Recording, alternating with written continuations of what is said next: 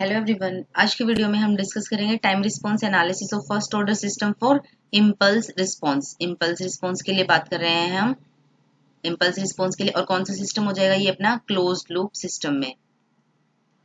Open loop का मैं आपको लास्ट वीडियो में बता चुकी हूँ कि क्या कुछ प्रॉब्लम है उसमें, तो जो भी अब आगे हम डिस्कस करेंगे वो हम क्लोज लूप सिस्टम की बात करेंगे, इसलिए मैंने अब यहाँ पे लिखा भी नहीं है। आपको अपने आप पता होना चाहिए कि हम किसकी बात कर रहे हैं, क्लोज लूप की बात करें। तो इस टाइम पर अभी फर्स्ट टाइम हम कर रहे हैं इम्पल्स रिस्पॉन्स के लिए, तो मैं आपको क्लोज लूप सिस्टम पूरा प्रॉपर डिफाइन करके और ट्रांसफर फंक्शन लेके दिखा रहे हो। आगे की वीडियोस में हम डायरेक्टली लिखेंगे कि हमारे पास कोई भी सिस्टम है, उसमें जो ट्रांसफर फंक्शन है वो इस तरीके से गिवन है और हमें क्या निकालना है उसके बाद उसका response for different inputs, like step के लिए या फिर रैंप के लिए। इस वीडियो में हम स्टार्टिंग से देख लेते हैं। तो सबसे फर्स्ट पॉइंट क्या है, इसके अंदर हम क्या बात कर रहे हैं, इम्पल्स रिस्पॉन्स की बात कर रहे हैं। और हम किसकी बात कर रहे हैं, फर्स्ट ऑर्डर सिस्टम की। फर्स्ट ऑर्डर का मतलब क्या होता है, जो भी हमारी एस है, एस समथिंग जो भी होगा यहाँ पे टर्म, उसमें एस की पावर कितनी है, 1। अगर एस की पावर 1 है तो इसका मतलब हम क्या बात कर रहे हैं, फर्स्ट ऑर्डर सिस्टम की बात कर रहे हैं। अगर आगे हायर टर्म्स आएंगी तो फिर अलग नेक्स्ट, जैसे स्क्वायर है तो सेकंड ऑर्डर सिस्टम हो जाएगा, इस तरीके से। तो 2 पॉइंट यहाँ पे क्लियर है हमारे पास। सो ये हमारे पास एक सिस्टम था 1/del ऑफ एस, और आर ऑफ एस हमने इनपुट दी है, इस पे सी ऑफ एस हमारे पास आउटपुट। आप यहाँ पे ये बोल सकते हो कि हमारे इनपुट क्या है, आर ऑफ टी। अगर टी के टर्म में मैं बात करूं तो इनपुट आर ऑफ टी हमारी क्या है, impulse del of T. Del of T किसको रिप्रेजेंट करता है, इम्पल्स को रिप्रेजेंट कर रहा है। और सी ऑफ एस टाइम में अगर हम बात करें तो ये क्या हो जाएगा, सी ऑफ टी। लैपलेस में अगर हम आर ऑफ टी को लैपलेस में लिखना चाहें तो ये कितना हो जाएगा, R of S equals to 1। हम जैसे हमें लैपलेस अगर इसका ट्रांसफॉर्म निकालना है तो इस तरीके से भी इसको डिनोट करते हैं कि डेल ऑफ टी का जो है लैपलेस कितना आ जाएगा, 1। तो आर ऑफ एस की वैल्यू कितनी हो गई यहाँ पे, 1। अगर मैं इम्पल्स रिस्पॉन्स का जो हमारा इनपुट है, अगर मैं उसका ग्राफ देखूं तो ये कितना हो जाएगा, ये देखो ये वाला graph, R of T is equals to del of T, ये और R of S equals to 1, ये जो है इसके एरिया को भी डिनोट करता है। ये हमारे पास हो जाएगा टाइम। तो ये वाली जो एरो है ये इम्पल्स को रिप्रेजेंट करती है कि एक बिल्कुल इंस्टेंट में कितना हाई उसके अंदर चेंजेस आता है। तो ये हमारे पास एक इम्पल्स है, दैट इज इट्स इनपुट। अब हम इसके बाद में बात करते हैं कि हमारे आउटपुट जो है वो कैसे निकालेंगे। जैसे सी ऑफ एस है तो हम सी ऑफ एस यहाँ पे कैसे निकालेंगे, तो सबसे पहले तो हम C of S divided by R of S ही निकाल लेते हैं। ये देखो C of S divided by R of S क्या हो जाएगा, 1/टाउ डिवाइडेड बाई एस प्लस 1/टाउ। तो ये हमारा ट्रांसफर फंक्शन हो जाएगा। ये एक स्टेप थोड़ा सा मैंने इसमें कम कर रखा था, बट हम बिल्कुल स्टार्टिंग से देखते हैं। तो C of S divided by R of S क्या हो जाएगा, ट्रांसफर फंक्शन फाइंड करने के लिए हम लास्ट वीडियोस में देख सकते हैं, ब्लॉक डायग्राम में देख चुके हैं और एसएफजी में, कि G of S divided by 1 plus G of S into H of S. तो जी ऑफ एस यहाँ पे क्या है हमारा, 1/टाउ एस या एस टाउ। तो जी ऑफ एस लिखेंगे 1 plus G of S into H of S. Feedback हमारा क्या है यहाँ पे 1 है, तो ये हमारे यहाँ से ट्रांसफर फंक्शन आ जाएगा। C of S divided by R of S कितना आ गया, 1/1 प्लस एस टाउ। आप टाउ की जगह पे यहाँ पे टी भी रिप्रेजेंट कर सकते हैं, आपके ऊपर डिपेंड करता है, दोनों ही कर सकते हैं। उसके बाद देखो, अब यहाँ तक तो ये ट्रांसफर फंक्शन, ये सारी चीजें तो आपको फर्स्ट ऑर्डर में हर जगह रखनी है। लाइक अगर मैं नेक्स्ट कुछ भी कराऊंगी तो ये जो है ना, यहाँ पे transfer function C of S divided by R of S which is equals to 1/1 plus S T, ये आपको हर जगह सेम मिलेगा। यहाँ से चीजें चेंज होंगी। अगर इनपुट आपकी 1 है या 1/s है, 1/s स्क्वायर है, जो भी है वो इनपुट चेंज होगी और देन आपकी आउटपुट चेंज हो जाएगी। तो यहाँ पे देखो आर ऑफ एस हमारा क्या है, 1 है, क्योंकि हमने इनपुट क्या लिया हुआ है, हमने डेल ऑफ टी, ठीक है। तो सी ऑफ एस यहाँ से क्या आ जाएगा, आर ऑफ एस को यहाँ मल्टीप्लाई करो। अब जब आप आर ऑफ एस को यहाँ पे मल्टीप्लाई करोगे और आर ऑफ एस की वैल्यू कितनी है, 1, जब 1 पुट करोगे यहाँ पे तो क्या मिलेगा आपको, 1/s टाउ प्लस 1। तो ये आपके पास क्या हो गया, सी ऑफ एस। अब हमें आगे की टर्म्स फाइंड करने के लिए क्या फाइंड करना पड़ेगा, टाइम डोमेन में। तो हम इसका क्या लेंगे, लैपलेस इनवर्स। अगर आप लैपलेस इनवर्स लेते हो इसका, C of S is equals to 1/s tau plus 1। ये आपने सिग्नल सिस्टम में किया होगा लैपलेस, तो मैथ्स में भी किया होगा अगर सिग्नल सिस्टम नहीं है तो। टेकिंग लैपलेस इनवर्स क्या हो जाएगा आपका, C of T is equals to 1/टाउ ई की पावर माइनस t/टाउ यू ऑफ टी। ये आपका लैपलेस आ जाएगा। इसका लैपलेस इनवर्स लेके अगर पॉसिबल हो पाए तो मैं लैपलेस के लिए एक अलग वीडियो बना दूंगी। अब नेक्स्ट देखो, C of T is equals to, ये यहाँ पे मैंने जो ए है वो इसे एक कांस्टेंट टर्म को लिख दिया है यहाँ पे।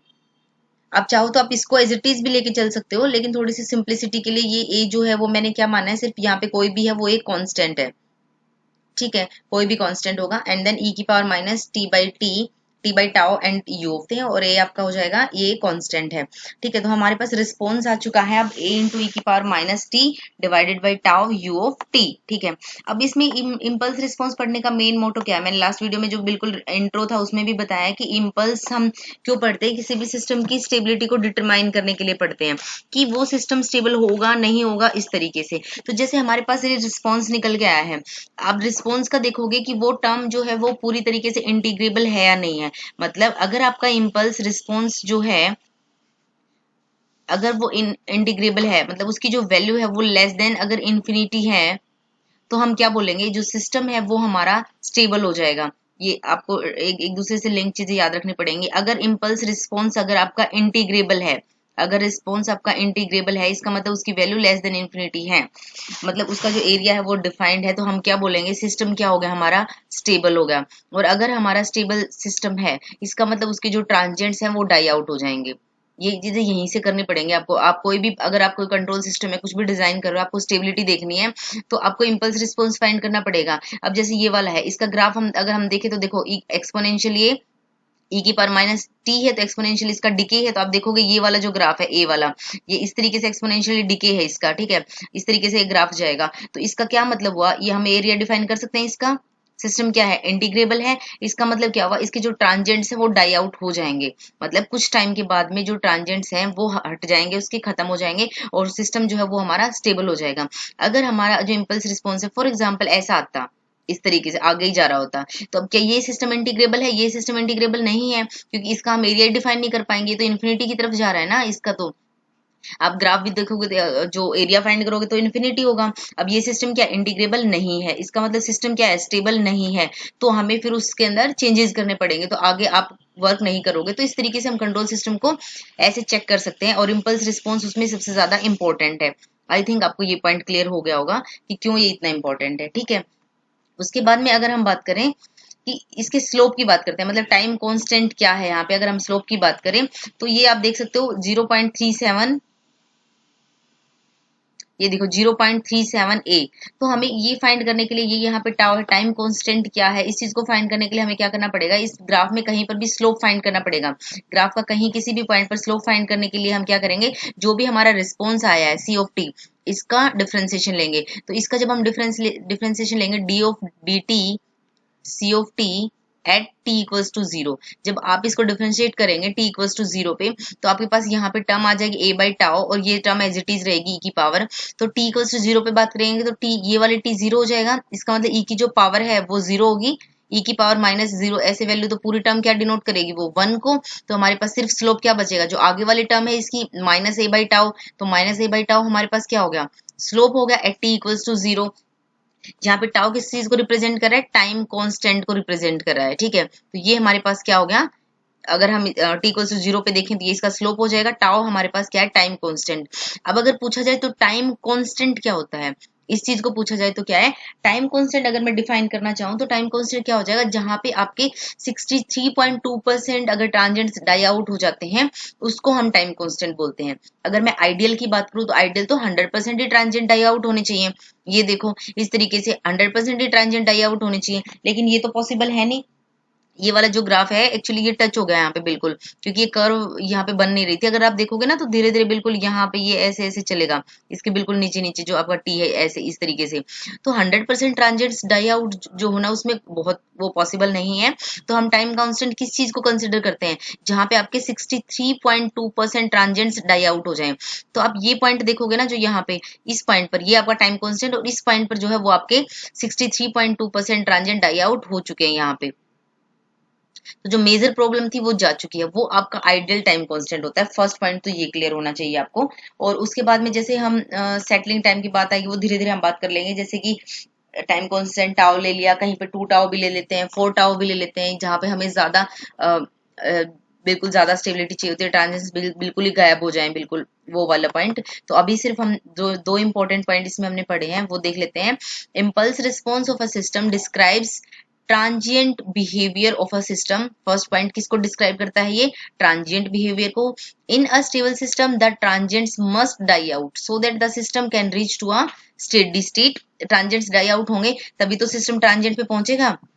सॉरी स्टेबल पे पहुंचेगा ये इस तरीके से। तो हमारा सिस्टम जो है ये स्टेबल है। यहाँ पे ये स्टेबल कब होगा, जब ये ट्रांजिएंट्स जो है उसके डाई आउट होंगे तभी तो जाएगा। Hence if the impulse response is absolutely integrable, तो अगर ये इंटीग्रेबल है तो सिस्टम क्या हो जाएगा हमारा, स्टेबल हो जाएगा। जीरो से infinity impulse response D of T less than infinity, वही सेम पॉइंट जो मैंने आपको बताया, यही पॉइंट इंपॉर्टेंट है। इसमें ऑब्जेक्टिव भी बन सकता है आपका। Next one is the time constant क्या है, तो आइडियली टाइम कॉन्स्टेंट क्या हो जाएगा, is the time constant by system to kill 100% transients, that is to attain 100% steady state, but practically only 63% of study state is obtained, या 63.2 बोल सकते हैं। तो प्रैक्टिकली जो है वो इतना पॉसिबल है। ठीक है, तो ये हमारा टाइम कांस्टेंट होगा।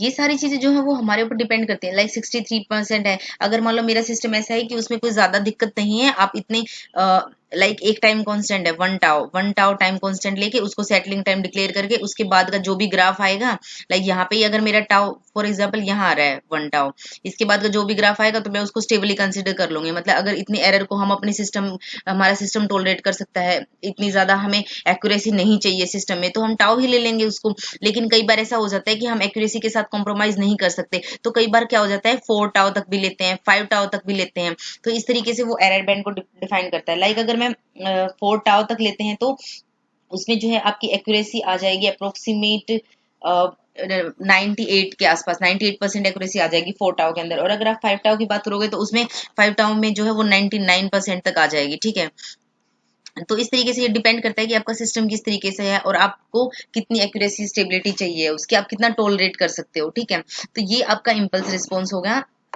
आई होप आपको ये पॉइंट क्लियर हो गया। वो सबसे नॉर्मल और सबसे सिंपल था इम्पल्स रिस्पॉन्स। इसके बाद में हम स्लोप और रैम्प को नेक्स्ट वीडियोज में डिस्कस करेंगे। So this is all about this video. अगर आपको वीडियो अच्छी लगी है तो प्लीज लाइक शेयर और सब्सक्राइब करें। Thank you.